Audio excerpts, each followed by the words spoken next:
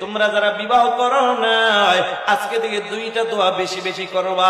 একটা দোয়া করবা, আল্লাহ তুমি আমাকে নেক হায়াত দান করো। আর একটা দোয়া করবা, আল্লাহ হায়াতের জিন্দেগিতে আমার জন্য একজন নেককার আল্লাহওয়ালা বিবির ব্যবস্থা করে দাও। যুবকরে নেককার বিবি করে ঢুকাইলে 3টা লাভ। কয়টা লাভ? জোরে বলো কয়টা? 3টা লাভ।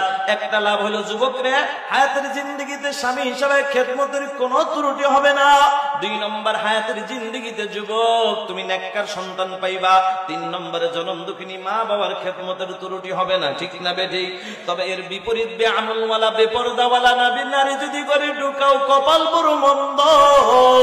যুবক ওদিকে যেমন 3টা লাভ, এদিকে আবার 3টা ক্ষতি।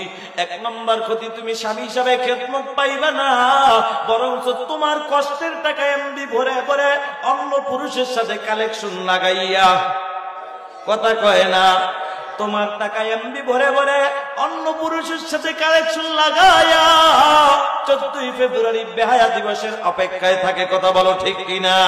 যুবকরে বেআমলওয়ালা বেপরদাওয়ালা নারী ঘরে ঢুকাইলে 3টা ক্ষতির 2য় নম্বর ক্ষতি, যুবকরে এই বেআমলওয়ালা নারী ঢুকাইয়া তার গর্ভে কখনো নেককার সন্তান পাইবা না।